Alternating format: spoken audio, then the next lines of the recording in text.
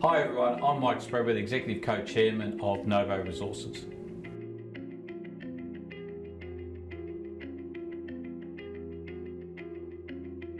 So the rest of this year is going to be extremely busy. First up, we are going to do a safe wind down at Beatons Creek, but importantly we're doing it in a manner that we can restart as quickly as possible and get back into production once we have all the steps we need to do for production. Obviously we're busy completing the feasibility study, and as you've probably read in the news releases, we're in parallel drilling the rest of the fresh resource. So that's a very important program going forwards. And you can't forget exploration. We are very busy and focused on our two primary exploration targets, the nickel target at Purdy's North and the gold target at Besha. So the rest of this year is going to be a very busy year for Novo Resources and our great team.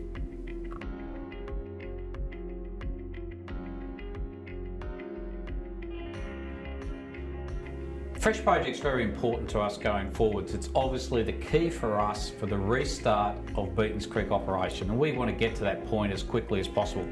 So there's really four key things that we need to do. One is we're going to do an update on the mineral resource, and you saw that in the announcement, and we should have that around about July. That update then becomes the basis for the feasibility study, and the feasibility study is really important. It's about de-risking the project so that the board of Novo can make a decision that will deliver the Beatons Creek resource and its financial outcomes. That'll be followed by a decision to mine by the board, and then the final key thing that we need to do is we need to get these external approvals from the Western Australian Government that will allow us to mine the project. So again, Beatons Creek, key focus for us for the rest of the year. They are the four key things that shareholders should sit back and look at announcements going forwards.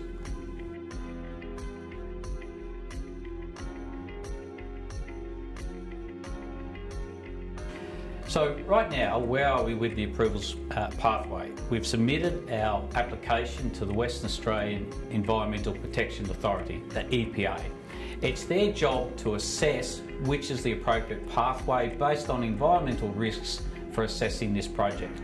So there are really two pathways. Number one is they could decide to go back and do a public review where we submit questions to the public and the public can make responses to our project, and then it goes into essentially what we have in Western Australia, the Mines Department.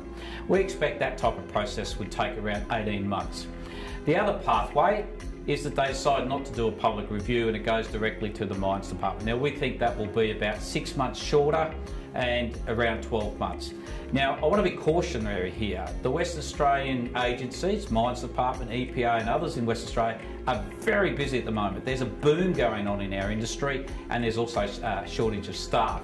So whilst we say 12 to 18 months, we've really got to work with the agencies when we've got the right time to really get a good feel of that time frame, and we're going to update people as we go along the pathway.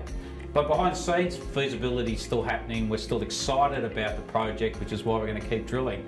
So just keep looking forwards to the updates on that approval process as we move forwards.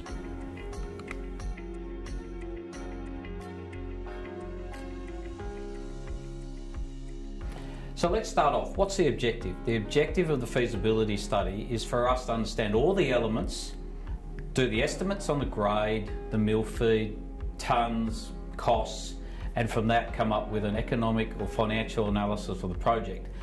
But underlying that, the key objective is to de-risk the delivery of the project. The feasibility becomes the plan for us to execute to ensure that we are delivering shareholder value in the way that the feasibility expects. So the first part of the feasibility is completing the resource update, which we've talked about, end of July. That will then be used for the mine planning work that evolves all the way through to the processing mill grades and tonnes. So we get that part of it. The second part is we actually go back and relook at the infrastructure at the Nullagine Gold Project, optimise the processing plant performance for the type of feed from Beatons Creek. We look at power. We're very keen to explore renewable options for power generation and also tailings storage facility. So they're the key components to make up the feasibility. And again, don't forget, as we're doing the feasibility, we're continuing to drill out the resource so we can keep expanding the material that we take from Beatons Creek Fresh in through to the project and maybe extend mine life.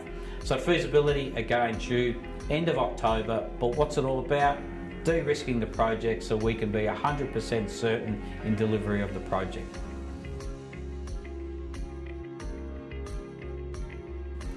It's a very good question given the pause that we announced last week in operations.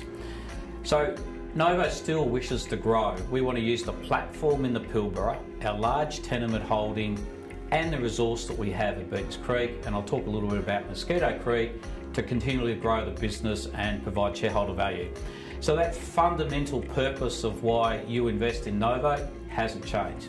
So let's quickly recap on operations. Obviously, you've heard today our clear focus to get the operations back up and running with the Beatons Creek fresh as soon as possible, and we'll work as hard as we possibly can to do that. And we've got a great team of technical services people, approvals people, operations people, resource geology people who'll take us along that journey. Whilst we're doing that, we will be looking at the potential for oxide and sulphide mineralisation out of Mosquito Creek. And why is that important? At the end of the Beatons Creek mine life, we want to continue production through the Golden Eagle processing plant using either oxide or sulphide out of Mosquito Creek. And in the past, with Millennium, they had a great resource of sulphide material that we're doing work on, so the long-term potential remains really, really good. And obviously our big platform is our tenure across the Pilbara. 11,000 square kilometres of very highly prospective ground, and we'll keep aggressively exploring for nickel, gold and other battery metals. Obviously gold is our key focus, so please keep looking forwards to the news releases probably around July and August on an update on how the Becher Gold Project is going in terms of heritage approvals and then ultimately drilling. And likewise for the nickel in Purdy's North, we need to clear approvals with heritage and then we'll go drilling as soon as possible. Both of those targets are fantastic. You know, the Becher Gold target is only south of the Australian Stock Exchange listed Hemi project, 10 million ounces, really exciting project that's in PFS and it's right near our neighbourhood. So we're really excited by that. And then on the nickel side, Purdy's North, again adjacent to ASX listed Azura. You know, they've already announced a resource, a nickel resource, so we are in the same structural corridors the GEOs say, and we're excited by that. Obviously nickel's not our main game, but it's there, it's going to have hopefully great potential and will bring shareholder value. So we will drill it out and see where we go in terms of developing it or passing it on to someone for great value. So our strategy of driving operations in the Pilbara and looking for explorational targets that add shareholder value doesn't change despite the pause. So please keep an eye on our announcements as we go forwards, and thank you very much for continuing to support Novo Resources.